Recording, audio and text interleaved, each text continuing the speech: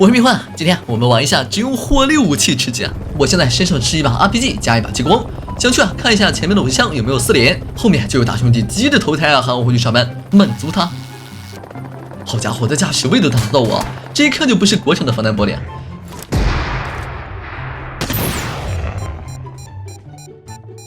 现在他开枪了，满意的跪在地上谢我。昨天下面还有人。一看就是来自首的啊，一会儿再说。术后有人去救人了，火力对决，温馨提示：术后救人等于买1送1，2位慢走。还有这边的，可以看到非常乖巧的在楼梯口等着重庆。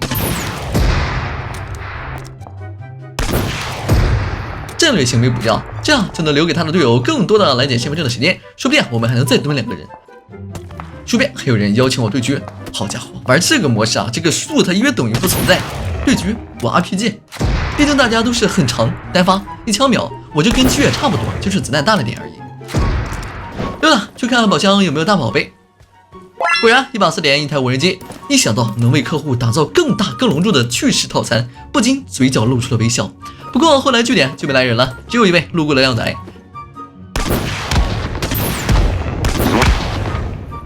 前面是一架黑烟烈火战斗机，这打算去前面防区或者换车。可惜啊，单人火力机来不及了。稳健一点，先往房子里炸起试试再说。在外面，够齐。之后全刷，占据了一处防区。山上有辆车，不管有没有人，先给他轰了再说。而对方也是很快表达了他的不满，轰了回来。但是啊，因为树的遮挡也看不到在哪儿。圈快穿了，之前的受害者们竟自己打了起来，之后也是迅速掉人，而我这边初步锁定了下个受害者就在这个石头后，但是居然没炸掉。为了证明我蒙的没有错啊，直接摄像头无人机果然在这个石头后啊，就是可惜我的无人机了，但是完全不慌，等他进圈我再来一架帝王待遇啊！而剩下的人啊非常自学啊，我都没有动手，自己都打没了。小伙子封了几个烟，但没有完全封。往眼里炸就完事儿了。小伙子妄图伏地躲过一波，还好我眼神好啊。